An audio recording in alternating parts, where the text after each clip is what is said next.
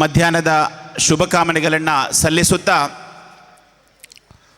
ಎದೆ ಸೀಲಿದರೆ ನಾಲ್ಕಕ್ಷರ ಇಲ್ಲದಿದ್ದರೂ ದೇಶ ಪ್ರೇಮವನ್ನು ಮೈಗೂಡಿಸಿಕೊಂಡಿರುವ ಪಂಚರ್ ಹಾಕುವ ನನ್ನ ಆತ್ಮೀಯ ಸಹೋದರರೇ, ಯಾರಿಗೂ ಹಿಂಜರಿಕೆ ಬೇಡ. ಖಂಡಿತವಾಗಿಯೂ ಕೂಡ ನಾವು ಪಂಚರ್ ಹಾಕುವವರೇ. ಯಾಕಂತ ಹೇಳಿದರೆ, ಈ ಮಾತನ್ನು ಹೇಳಿಕೊಂಡು ನಮಗೆ ಅವಮಾನ ಆಗುತ್ತೆ ಅಂತೇಳಿ ಭಾವಿಸಿದ್ದಾರೆ. ಪಂಚರ್ ಅಂತ ಹೇಳಿದರೆ ಯಾವುದೋ ಒಂದು ವಾಹನದ ಟ್ಯೂಬ್ ಪಂಚರ್ ಆಗಬೇಕು, ಇಲ್ಲಾದರೆ ಟೈರ್ ಪಂಚರ್ ಆಗಬೇಕು. ಒಂದು ವೇಳೆ ಪಂಚರ್ ಹಾಕಿದ ಮೇಲೆ ಆ ಕಾರು ಅಥವಾ ವಾಹನ ಸಾವಿರಾರು ಕಿಲೋಮೀಟರ್ಗಳವರೆಗೆ ಸಂಚಾರವನ್ನು ಮಾಡ್ತದೆ. ಖಂಡಿತವಾಗಿಯೂ ಕೂಡ ಈ ದೇಶದಲ್ಲಿ BJP ಅಧಿಕಾರಕ್ಕೆ ಬಂದ ಮೇಲೆ ದೇಶವನ್ನು ಪಂಚರ್ ಮಾಡ್ತಾ ಇದ್ದಾರೆ. ನಾವೀಗ ಹೋರಾಟದ ಮೂಲಕ ಪಂಚರನ್ನು ಖಂಡಿತವಾಗಿಯೂ ಹಾಕಲಿಕ್ಕಿದ್ದೇವೆ. ಈ ದೇಶಾದ್ಯಂತ ಹಾಕುವಂತಹ ಈ ಪಂಚರ್ ವರ್ಷ 100 1000 ದಾಟ್ಲಿಕ್ಕಿದೆ ಎನ್ನುವಂತಹ ಒಂದು ಆತ್ಮವಿಶ್ವಾಸದ ಹೋರಾಟದ ಭಾಗವಾಗಿರುವ ನಿಮ್ಮೆಲ್ಲರನ್ನ ಮೊಟ್ಟ ಮೊದಲನೇದಾಗಿ ಅಭಿನಂದಿಸುತ್ತಾ, ಬಂಧುಗಳೇ, NRC, CAA ಮತ್ತು NPR ಕುರಿತಾಗಿ ಮಾತಾಡುವುದು ಅಂತ ಹೇಳಿದರೆ ಬಹಳಷ್ಟು ವೇದಿಕೆಗಳಲ್ಲಿ ಬಹಳಷ್ಟು ವಿಚಾರಗಳನ್ನು ನೀವೆಲ್ಲರೂ ಕೇಳಿರ್ಬೋದು. ಅದು ಕೂಡ ನಮ್ಮ ಹೆಮ್ಮೆಯ ಮತ್ತು ನಮಗೆಲ್ಲರಿಗೂ ಕೂಡ ಪ್ರೇರಣೆಯಾಗಿರುವಂತಹ, ನೈತಿಕತೆ ಇರುವಂತಹ ಒಬ್ಬ ಜವಾಬ್ದಾರಿಯುತ ಅಧಿಕಾರಿಯಾಗಿದ್ದುಕೊಂಡು ಅದಕ್ಕೆ ರಾಜೀನಾಮೆ ನೀಡಿರುವಂತಹ ಶಶಿಕಾಂತ್ ಸೆಂಥಿಲ್ರಂಥವರ ಉಪಸ್ಥಿತಿಯಲ್ಲಿ ಆ ವಿಷಯದಲ್ಲಿ ನಾವು ಹೆಚ್ಚಾಗಿ ಮಾತಾಡೋದಕ್ಕಿಂತ ಅವರಂಥವರ ಬಾಯಲ್ಲಿ ಆ ಮಾತುಗಳು ಕೇಳೋದು ಸೂಕ್ತ ಅಂತೇಳಿ ಭಾವಿಸಿ, ಒಬ್ಬ ಜಿಲ್ಲೆಯ ಪ್ರಜ್ಞಾವಂತ ನಾಗರಿಕನಾಗಿದ್ದುಕೊಂಡು ಜಿಲ್ಲೆಯ ಕೆಲವೊಂದು ಘಟನೆಗಳ ಬಗ್ಗೆ ನನ್ನ ಗಮನವನ್ನು ಹರಿಸಲಿಕ್ಕೆ ನಾನು ಇಚ್ಛೆ ಪಡ್ತಾ ಇದ್ದೇನೆ. ಬಂಧುಗಳೇ, ಇಡೀ ಕರ್ನಾಟಕದಲ್ಲಿ ದಕ್ಷಿಣ ಕನ್ನಡ ಜಿಲ್ಲೆಗೆ ಒಂದು ಹೆಸರಿದೆ, ಬುದ್ಧಿವಂತರ ಜಿಲ್ಲೆ ಅಂತ ಹೇಳಿ. ದಕ್ಷಿಣ ಕನ್ನಡ ಜಿಲ್ಲೆಯವರು ಯಾವುದೇ ಜಿಲ್ಲೆಗೂ ಹೋದರೂ ಕೂಡ ಮಂಗಳೂರಿನವರ, ದಕ್ಷಿಣ ಕನ್ನಡದವರ ಅಂತ ಹೇಳಿಕೊಂಡು ಒಂದು ವಿಶೇಷ ಗೌರವವನ್ನು ಸಲ್ಲಿಸ್ತಾರೆ. ನಿಮಗೆ ಗೊತ್ತಿರಲಿ, ಈ ಜಿಲ್ಲೆಯ ಜನರು ಬುದ್ಧಿವಂತರ ಜಿಲ್ಲೆಯನ್ನು ಪ್ರತಿನಿಧಿಸ್ತಾರೆ ವಿನಃ ಬುದ್ಧಿಮಾಂದ್ಯರ ಜಿಲ್ಲೆಯನ್ನು ಪ್ರತಿನಿಧಿಸ್ತಾ ಇಲ್ಲ. ಯಾಕೆ ಹೇಳ್ತಾ ಇದ್ದೇನೆ ಅಂತ ಹೇಳಿದರೆ, ಇಲ್ಲಿ ಒಬ್ಬ ಶಂಕಿತ ಉಗ್ರನನ್ನ ಅಥವಾ ಶಂಕಿತ ಭಯೋತ್ಪಾದಕನನ್ನ ಮಾನಸಿಕ ಅಸ್ವಸ್ಥ ಅಂತ ಹೇಳಿದ ತಕ್ಷಣ ಅದನ್ನು ಸ್ವೀಕರಿಸಲಿಕ್ಕೆ ನಾವು ಬುದ್ಧಿಮಾಂದ್ಯರ ಜಿಲ್ಲೆಯ ಪ್ರತಿನಿಧಿಗಳಲ್ಲ, ಬುದ್ಧಿವಂತರ ಜಿಲ್ಲೆಯ ಪ್ರತಿನಿಧಿಗಳು. ಅದು ನಮ್ಮ ಪೊಲೀಸ್ ಇಲಾಖೆಯ ಮುಖ್ಯಸ್ಥರು, ಗೃಹ ಸಚಿವರು, ಮಾಧ್ಯಮದವರು, ನೀವು ಎಷ್ಟೇ ಬೊಬ್ಬೆ ಹಾಕಿದರೂ ನಾವು ಬಹಳ ಆಕ್ರೋಶಿತವಾಗಿ ಹೇಳ್ತಾ ಇದ್ದೇವೆ, ಆದಿತ್ಯ ರಾವ್ ಒಬ್ಬ ಶಂಕಿತ ಉಗ್ರ, ಆದಿತ್ಯ ರಾವ್ ಒಬ್ಬ ಶಂಕಿತ ಭಯೋತ್ಪಾದಕ.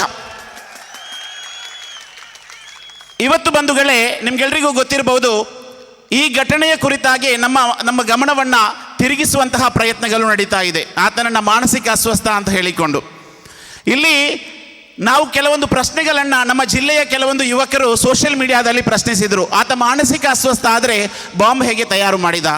ಆತ ಮಾನಸಿಕ ಅಸ್ವಸ್ಥ ಆದರೆ ಬೆಂಗಳೂರಿಗೆ ಹೇಗೆ ಹೋದ? ಆತ ಮಾನಸಿಕ ಅಸ್ವಸ್ಥ ಆದರೆ ಮಂಗಳೂರಿನ ಏರ್ಪೋರ್ಟೇ ಯಾಕೆ ಆತನಿಗೆ ಸಿಕ್ತು? ಈ ರೀತಿ ಹಲವು ಪ್ರಶ್ನೆಗಳನ್ನು ಕೇಳಿದರು. ನಮ್ಮ ಜಿಲ್ಲೆಯವರಿಗೆ, ಈ ನೋವುಂಡಂತಹ ಜನತೆಗೆ ಪ್ರತಿನಿಧಿಸುವಂತಹ ಮಾಧ್ಯಮದ ಸಂಖ್ಯೆ ಕಡಿಮೆ ಇರಬಹುದು. ಆದರೆ ಸಾಮಾಜಿಕ ಜಾಲತಾಣವನ್ನು ಬಳಸಿಕೊಂಡು ನಮಗೆ ನಾವೇ ಮಾಧ್ಯಮ ಅಂತ ಹೇಳಿಕೊಂಡು ಸಾಮಾಜಿಕ ಜಾಲತಾಣದಲ್ಲಿ ಕೆಲವರು ಬರೆದರು. ಆ ಬರೆದ ಪ್ರಶ್ನೆಗಳು ಬೆಂಗಳೂರಿನಲ್ಲಿರುವಂತಹ ಕೆಲವು TV ಮಾಧ್ಯಮದ ಆ್ಯಂಕರ್ಗಳ ಬಾಯಲ್ಲೂ ಕೂಡ ಪ್ರತಿಧ್ವನಿಸಿರುವುದನ್ನು ಕಾಣಲಿಕ್ಕೆ ಸಾಧ್ಯ ಆಗುತ್ತೆ. ಆದ್ದರಿಂದ ಈ ಜಿಲ್ಲೆಯ ಜನನಾಗಿ, ಜಿಲ್ಲೆಯ ಒಬ್ಬ ಪ್ರಜೆಯಾಗಿ ನಾನಿಲ್ಲಿ ಹೇಳಬಯಸುವಂತಹದ್ದು, ಯಾರೆಲ್ಲ ಸೋಷಿಯಲ್ ಮೀಡಿಯಾದಲ್ಲಿ ಬರೀತಾ ಇದ್ದೀರೋ ನೀವು ನಿಮ್ಮ ಬರವಣಿಗೆಯನ್ನು ಮುಂದುವರಿಸಿ. ಯಾರೆಲ್ಲ ಭಾಷಣವನ್ನು ಮಾಡ್ತಾರೋ ನಿಮ್ಮ ಭಾಷಣವನ್ನು ಮುಂದುವರಿಸಿ. ಯಾರೆಲ್ಲ ಪ್ರತಿಭಟನೆಗಳಲ್ಲಿ ಪ್ಲೆಕಾರ್ಡನ್ನು ಹಿಡಿತೀರೋ ನಿಮ್ಮ ಪ್ಲೆಕಾರ್ಡ್ ಹಿಡಿಯುವುದನ್ನು ನೀವು ಮುಂದುವರಿಸಿ. ಯಾಕಂತ ಹೇಳಿದರೆ ನಮ್ಮ ಮೇಲೆ ಕೇಸನ್ನು ಹಾಕಿ ಜೈಲಿಗೆ ಹಾಕಿ ನಮ್ಮ ಧ್ವನಿಯನ್ನು ಅಡಗಿಸಬಹುದು ಅಂತೇಳಿ ಭಾವಿಸಿದ್ದಾರೆ. ಆ ರೀತಿ ನಮ್ಮ ಮೇಲೆ ಕೇಸು ಹಾಕಿ ಜೈಲಿಗೆ ಹೋದ ತಕ್ಷಣ ಹೆದರ್ಲಿಕ್ಕೆ ನಾವು ಸಾವರ್ಕರ್ನ ಸಂತತಿಗಳೆಲ್ಲ. ನಾವೇನಿದ್ದರೂ ಮಹಾತ್ಮ ಗಾಂಧಿಯನ್ನ, ಶಹೀದ್ ಮಿಲ್ಲತ್ ಟಿಪ್ಪು ಸುಲ್ತಾನ್ರನ್ನ ಪ್ರತಿನಿಧಿಸುವವರು ಎಂಬುದನ್ನು ನಾವು ಸಾಮಾಜಿಕ ಜಾಲತಾಣದಲ್ಲಿ ಬರೆಯುವ ಮೂಲಕ, ಪ್ಲೆಕಾರ್ಡ್ ಅನ್ನು ಹಿಡಿಯುವ ಮೂಲಕ, ಭಾಷಣವನ್ನು ಮಾಡುವ ಮೂಲಕ ಮತ್ತೆ ಮತ್ತೆ ಸಾಬೀತು ಮಾಡಬೇಕಾದಂತಹ ಅಗತ್ಯತೆ ಇದೆ ಬಂಧುಗಳೇ. ಆದ್ದರಿಂದ ಇಲ್ಲಿ ನಾವು ಹಿಂಜರಿಯಬೇಕಾದ ಅಗತ್ಯ ಇಲ್ಲ.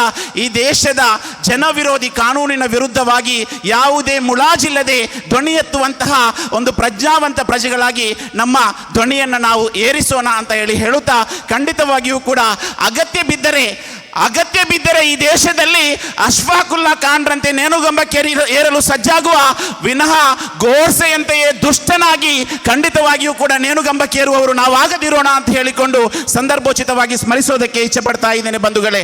ನಮ್ಗೆಲ್ರಿಗೂ ಬಹಳ ಹೆಮ್ಮೆ ಇದೆ. ಈ ಒಂದು ಹೋರಾಟ ಪ್ರಾರಂಭವಾದ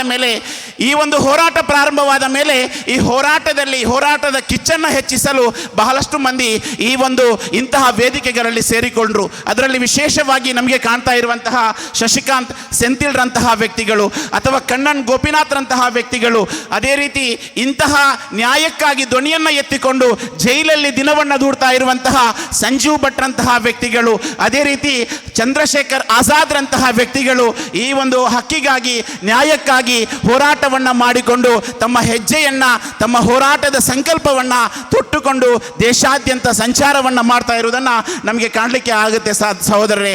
ಬಂಧುಗಳೇ, ನಾವಿಲ್ಲಿ ಅರ್ಥ ಮಾಡಬೇಕು, ಈ ದೇಶದಲ್ಲಿ ಕಳೆದ 70 ವರ್ಷದಲ್ಲಿ ಅಧಿಕಾರದ ಅಮಲನ್ನು ಏರಿಸಿಕೊಂಡಂತಹ ಅಧಿಕಾರವನ್ನು ಪಡೀಲೇಬೇಕು ಅಂತ ಹೇಳಿಕೊಂಡು ಹಲವಾರು ಗಲಭೆಗಳನ್ನು ಮಾಡಿಸಿದಂತಹ ಶಕ್ತಿ, ಹಲವಾರು ಜನರ ಮೇಲೆ ಭಯೋತ್ಪಾದನೆಯ ಆರೋಪವನ್ನು ಮಾಡಿದಂತಹ ಶಕ್ತಿ ಈ ದೇಶದಲ್ಲಿ ಇಂದು ಅಧಿಕಾರವನ್ನು ಪಡೀತಾ ಇದೆ. ನಿಮಗೆ ಗೊತ್ತಿರಲಿ, ಒಂದು ಕಾಲ ಇತ್ತು ಸೊಹ್ರಾಬುದ್ದೀನ್ ಶೇಖ್ ಎನ್ನುವಂತಹ ಒಬ್ಬ ವ್ಯಕ್ತಿಯ ನಕಲಿ ಎನ್ಕೌಂಟರನ್ನು ಮಾಡಿದಂತಹ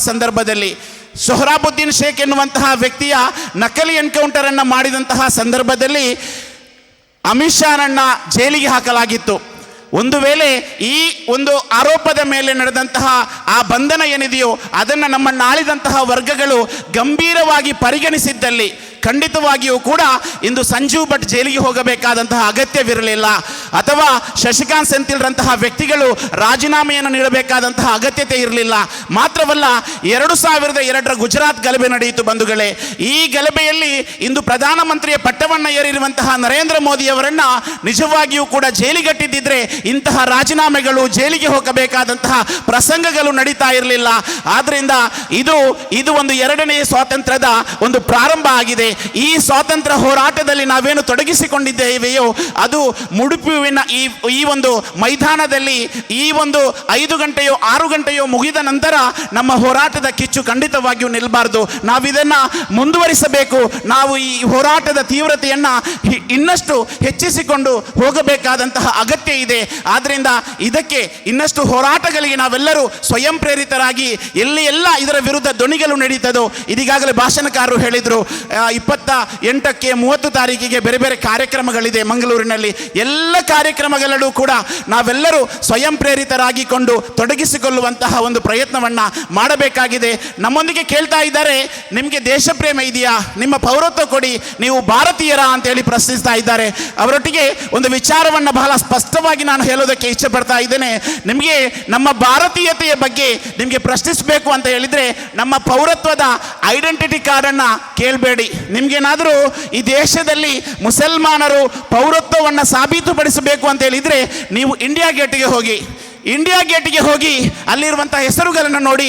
ದೇಶಕ್ಕಾಗಿ ಪ್ರಾಣ ಅರ್ಪಣೆ ಮಾಡಿದಂತಹ 65% ಹೆಸರುಗಳು ಅದು ಮುಸಲ್ಮಾನರದ್ದಾಗಿದೆ. ಆದರೆ ನಾನಿಲ್ಲಿ ಹೇಳಬಯಸುವಂತಹದ್ದು, ಈ ನಮ್ಮ ಪೌರತ್ವವನ್ನು ಕೇಳುವಂತಹ ಶಕ್ತಿಗಳು ಯಾರಿದ್ದಾರೋ, ನಾವು ಭಾರತೀಯರ ಅಂತ ಹೇಳಿಕೊಂಡು ನಮ್ಮನ್ನೇ ಪ್ರಶ್ನಿಸುವಂತಹ ಶಕ್ತಿಗಳು ಯಾರಿದ್ದಾರೋ ಅವರೊಟ್ಟಿಗೆ ನಾವು ಕೇಳಬೇಕಾಗಿದೆ, ನಿಮ್ಮ ಪೌರತ್ವ ಕೊಡಿ, ನೀವು ಭಾರತಕ್ಕಾಗಿ ಹೋರಾಟ ಮಾಡಿದಂತಹ ಒಂದು ಘಟನೆಯನ್ನು ಹೇಳಿ ಅಂತ ಕೇಳಿದರೆ ಇಂಡಿಯಾ ಗೇಟಲ್ಲಿ ಅಲ್ಲ, ಯಾವ ಗೇಟಲ್ಲೂ ಕೂಡ ಅವರ ಹೆಸರನ್ನು ಕಾಣಲಿಕ್ಕೆ ಸಾಧ್ಯ ಆಗೋದಿಲ್ಲ. ಒಂದು ವೇಳೆ ಈ ರೀತಿಯಾಗಿ ನಮ್ಮ ಪೌರತ್ವವನ್ನು ಕೇಳುವವರ ಪೌರತ್ವ ಸಾಬೀತುಪಡಿಸಲು ಹೇಳಿದರೆ ಅವರು ಹೆಸರುಗಳು ನಮಗೆ ಕಾಣಲಿಕ್ಕೆ ಸಾಧ್ಯ ಆಗುತ್ತೆ ಬಂಧುಗಳೇ. ಎಲ್ಲಿ? ಇಂಗ್ಲೆಂಡಿನಲ್ಲಿ ಪ್ರಾಚ್ಯ ವಸ್ತು ಸಂಗ್ರಹಾಲಯಕ್ಕೆ ಒಮ್ಮೆ ಹೋಗಿ ಅಲ್ಲಿ ಭಾರತಕ್ಕೆ ಬಂದಂತಹ ಬ್ರಿಟಿಷರ ಆ ಡ್ರೆಸ್ಗಳಿದೆ, ಆ ಡ್ರೆಸ್ಗಳಲ್ಲಿ ಕೆಲವೊಂದು ಬೂಟುಗಳು ಇದೆ, ಆ ಬೂಟುಗಳಲ್ಲಿ ಇವರೆಲ್ಲರ ಹೆಸರುಗಳಿದೆ. ಈ ದೇಶದಲ್ಲಿ ಬ್ರಿಟಿಷರ ಬೂಟು ನೆಕ್ಕಿದಂತಹ ಜನರು ಯಾರಿದ್ದಾರೋ ಅವರ ಹೆಸರುಗಳು ಇಂಗ್ಲೆಂಡಿನ ಪ್ರಾಚ್ಯ ವಸ್ತು ಸಂಗ್ರಹಾಲಯದಲ್ಲಿದೆ ವಿನಃ ಇಂಡಿಯಾ ಗೇಟ್ನಲ್ಲಿ ಇಂಥವರ ಹೆಸರು ಹೆಸರನ್ನು ನಮಗೆ ಕಾಣಲಿಕ್ಕೆ ಸಾಧ್ಯ ಆಗೋದಿಲ್ಲ ಎಂಬುದನ್ನು ಈ ಸಂದರ್ಭದಲ್ಲಿ ಹೇಳೋದಕ್ಕೆ ಇಚ್ಛೆ ಪಡುತ್ತಾ, ಬಂಧುಗಳೇ, ನಮ್ಮ ಭಾರತೀಯತೆಯನ್ನು ಪ್ರಶ್ನಿಸುವಂತಹ ಜನರೊಟ್ಟಿಗೆ ನಾವು ಹೇಳಬೇಕಾಗಿದೆ. ನಿಮಗೆ ಗೊತ್ತಿರಲಿ, 1940ರಲ್ಲಿ ಸುಭಾಷ್ ಚಂದ್ರ ಬೋಸ್ ರವರು ದೇಶದ ಸ್ವಾತಂತ್ರ್ಯಕ್ಕಾಗಿ ಒಂದು ಸೈನ್ಯವನ್ನು ಕಟ್ತಾರೆ. ಈ ಸೈನ್ಯದ ಮುಖ್ಯಸ್ಥರಾಗಿದ್ದಂತಹ ಅಥವಾ ಸೈನ್ಯವನ್ನು ಕಟ್ಟಿದಂತಹ ಸ್ಥಾಪಕರಾಗಿದ್ದಂತಹ ಸುಭಾಷ್ ಚಂದ್ರ ಬೋಸ್ ರವರು ತನ್ನ ಸೈನ್ಯಕ್ಕಾಗಿ ದೇಣಿಗೆಯನ್ನು ಸಂಗ್ರಹಿಸ್ತಾರೆ. ಈ ಸಂದರ್ಭದಲ್ಲಿ ಯೂಸುಫ್ ಮರ್ಜಾನಿ ಎನ್ನುವಂತಹ ಕಲ್ಕತ್ತಾದ ಒಬ್ಬ ವ್ಯಕ್ತಿ 1 ಕೋಟಿ ರೂಪಾಯಿ, ಆ ಕಾಲಘಟ್ಟದ 1 ಕೋಟಿ ರೂಪಾಯಿ ದೇಣಿಗೆಯನ್ನು ಕೊಡ್ತಾರೆ. ಈ ಸಂದರ್ಭದಲ್ಲಿ ಬಂಧುಗಳೇ, ದಯವಿಟ್ಟು ಆ ತ್ರಿವರ್ಣ ಧ್ವಜ ಹೋಯ್ತು, ಎಲ್ಲರೂ ಈ ಕಡೆ ನೋಡಬೇಕು. ಈ ಒಂದು 1 ಕೋಟಿ ರೂಪಾಯಿ ಸುಭಾಷ್ ಚಂದ್ರ ಬೋಸ್ ರವರು ಯೂಸುಫ್ ಮರ್ಜಾನಿ ಅವರೊಟ್ಟಿಗೆ ಪಡೆದ ನಂತರ ಆ ಮನೆಯಿಂದ ಹೊರಗೆ ಬರಬೇಕಾದ್ರೆ ಒಂದು ಕಣ್ಣು ಕಾಣದಂತಹ ಒಬ್ಬಳು ಕುರುಡಿ ಮುಸ್ಲಿಂ ಆದಂತಹ ಒಬ್ಬಳು ಮಹಿಳೆ ಕಣ್ಣೀರನ್ನು ಹಾಕ್ತಾ ಇರ್ತಾಳೆ. ಬಡವಳಾದಂತಹ ಅತಿ ಸಣ್ಣ ಗುಡಿಸಲಿನಲ್ಲಿ ಜೀವಿಸ್ತಾ ಇದ್ದಂತಹ ಆ ಮಹಿಳೆಯ ಬಗ್ಗೆ ಸುಭಾಷ್ ಚಂದ್ರ ಬೋಸ್ ರವರಿಗೆ ವಿಷಯ ಸಿಗ್ತದೆ. ಸುಭಾಷ್ ಚಂದ್ರ ಬೋಸ್ ರವರೊಟ್ಟಿಗೆ ಅವರೊಟ್ಟಿಗಿದ್ದವರು ಹೇಳ್ತಾರೆ, ಆ ಮಹಿಳೆ, ನೀವು ಆ ದೊಡ್ಡ ಮನೆಯ ಯೂಸುಫ್ ಮರ್ಜಾನಿ ಅವರ ಮನೆಗೆ ಹೋಗಿ ವಾಪಸ್ ಬರುವುದನ್ನು ನೋಡಿ ಅವರು ಕಣ್ಣೀರು ಹಾಕ್ತಾ ಇದ್ದಾರೆ ಅಂತ ಹೇಳಿ ಸುಭಾಷ್ ಚಂದ್ರ ಬೋಸ್ ರವರು ನೇರವಾಗಿ ಅವರೊಟ್ಟಿಗೆ ಹೋಗ್ತಾರೆ. ಅವರೊಟ್ಟಿಗೆ ಹೋಗಿ ಹೇಳ್ತಾರೆ, ಯಾಕಮ್ಮ ನೀನು ಕಣ್ಣೀರು ಹಾಕ್ತಾ ಇದೆಯಾ? ಆಗ ತಾಯಿ ಹೇಳ್ತಾಳೆ, ನಾನು ಕಣ್ಣು ಕಾಣದಂತಹ ಒಬ್ಳು ಕುರುಡಿಯಾಗಿದ್ದೇನೆ. ಆ ಹತ್ತಿರ ಮನದ ಯೂಸುಫ್ ಮರ್ಜಾನಿ ಕೋಟ್ಯಾಧಿಪತಿ, ಬಿಳಿಯಾಧಿಪತಿ, ಅವರು ನಿಮಗೆ 1 ಕೋಟಿ ರೂಪಾಯಿ ಕೊಟ್ಟರು, ಆದರೆ ನನ್ನೊಟ್ಟಿಗೆ ಕೊಡಲಿಕ್ಕೆ 1 ರೂಪಾಯಿಯೂ ಇಲ್ಲ. ಒಂದು ವೇಳೆ ನನ್ನೊಟ್ಟಿಗೆ ಏನಾದರೂ ಸಂಪತ್ತು ಇದ್ದಿದ್ರೆ ಎಲ್ಲವನ್ನು ನಿಮಗೆ ದಾರಿ ಎರಿತಾ ಇದ್ದೆ ಅಂತ ಹೇಳುವಾಗ ಸುಭಾಷ್ ಚಂದ್ರ ಬೋಸ್ ರವರು ಹೇಳ್ತಾರೆ, ಇಲ್ಲಮ್ಮ, ನೀನು ಬೇಸರ ಪಡಬೇಕಾಗಿಲ್ಲ. 1 ಕೋಟಿ ರೂಪಾಯಿಯನ್ನು ಮೀರಿಸುವಂತಹ ಒಂದು ಸಂಪತ್ತು ನಿನ್ನಲ್ಲಿದೆ. ಅದೇನಂತ ಹೇಳಿದರೆ, ನಿನ್ನ ಮಗ ಯುವಕನಾದಂತಹ ಈ ಮಗನನ್ನು ನನ್ನ ಸೈನ್ಯಕ್ಕೆ ಸೇರಿಸು ಅಂತ ಹೇಳಿ ಕೇಳ್ತಾರೆ. ಆ ತಾಯಿ ಹಿಂದೆ ಮುಂದೆ ನೋಡೋದಿಲ್ಲ, ಸೀದಾ ತನ್ನ ಮಗನ ಕೈ ಹಿಡಿದು ಸುಭಾಷ್ ಚಂದ್ರ ಬೋಸ್ ರವರಿಗೆ ಆ ಮಗನನ್ನು ಕೊಡ್ತಾರೆ. ನಿನ್ನ ಸೈನ್ಯಕ್ಕೆ ಇವರನ್ನು ಸೇರಿಸು ಅಂತ ಹೇಳಿ.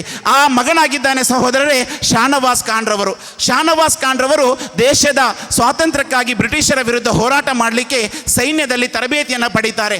ಅವರ ಆ ಯೋಧನಾಗಿ ಬೆಳೆದಂತಹ ಆ ಶಾನವಾಸ್ ಖಾನ್ ರವರ ಆ ಕೆಚ್ಚೆದೆ ಏನಿದೆಯೋ ಅವರ ಸೈನ್ಯಕ್ಕೆ ಕ್ಯಾಪ್ಟನ್ ಹುದ್ದೆಯನ್ನು ಕೊಡ್ತದೆ. ಅವರು ಆ ಸೈನ್ಯದ ಕ್ಯಾಪ್ಟನ್ ಆಗ್ತಾರೆ. ಕ್ಯಾಪ್ಟನ್ ಆದ ನಂತರ ಬ್ರಿಟಿಷರ ವಿರುದ್ಧ ಹೋರಾಟ ಮಾಡಬೇಕಾದರೆ ಶಾನವಾಸ್ ಖಾನ್ ರವರು ಪ್ರಾಣವನ್ನು ತೆರಬೇಕಾಗಿ ಬರ್ತದೆ. ಶಹೀದ್ ಆಗ್ತಾರೆ, ಹುತಾತ್ಮರಾಗ್ತಾರೆ.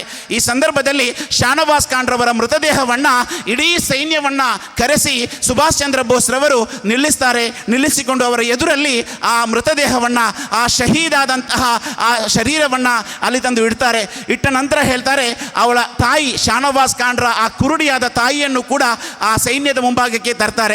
ಅವರು ಹೇಳ್ತಾರೆ ಸೈನ್ಯದೊಂದಿಗೆ, ನೀವು ನೋಡಿ, ಈ ದೇಶದ ಸ್ವಾತಂತ್ರ್ಯಕ್ಕಾಗಿ ಹೋರಾಟ ಮಾಡುವಂತಹ ನೀವು ಬಹಳಷ್ಟು ಬಾರಿ ಭಾರತ್ ಮಾತಾ ಕಿ ಜೈ, ಭಾರತ್ ಮಾತಾ ಕಿ ಜೈ ಅಂತೇಳಿ ಬೊಬ್ಬೆ ಹಾಕಿದ್ದೀರಲ್ಲ, ನೀವೆಲ್ಲಾದರೂ ಕೂಡ ಭಾರತ್ ಮಾತೆಯನ್ನು ಕಂಡಿದ್ದೀರಾ ಅಂತ ಕೇಳ್ತಾರೆ.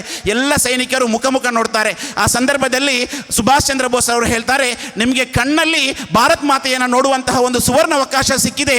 ಶಾನವಾಸ್ ಖಾನ್ ರವರ ತಾಯಿ ಇದ್ದಾರಲ್ಲ, ಇವಳಾಗಿದ್ದಾಳೆ ಭಾರತ್ ಮಾತೆ ಅಂತ ಹೇಳಿಕೊಂಡು ಅವರಿಗೆ ಜೈಕಾರವನ್ನು ಕೂಗ್ಲಿಕ್ಕೆ ಹೇಳ್ತಾರೆ. ಆದ್ದರಿಂದ ಆ ಶಾನವಾಸ್ ಖಾನ್ರ ಸಂತತಿಗಳು ನಾವು, ಶಹೀದ್ ಮಿಲ್ಲತ್ ಟಿಪ್ಪು ಸುಲ್ತಾನ್ರ ಸಂತತಿಗಳು ನಾವು, ಇಂದು ನಮ್ಮ ಪೌರತ್ವವನ್ನು ಪ್ರಶ್ನಿಸುವವರೊಟ್ಟಿಗೆ ನಾವು ಹೇಳಬೇಕಾಗಿರುವಂತಹದ್ದು, ಇದು ಖಂಡಿತವಾಗಿಯೂ ಕೂಡ ದೇಶವನ್ನು ಒಡೆಯುವಂತಹ ಹೋರಾಟ ಅಲ್ಲ, ಇದು ದೇಶವನ್ನು ಕಟ್ಟುವಂತಹ ಹೋರಾಟ ಆಗಿದೆ. ಈ ಹೋರಾಟದ ಮೂಲಕ ನಾವು ಖಂಡಿತವಾಗಿಯೂ ಕೂಡ ಗೋಡ್ಸೆಯ ಅನುಯಾಯಿಗಳನ್ನು ನಾವು ಸೋಲಿಸಿಯೇ ಸಿದ್ಧ.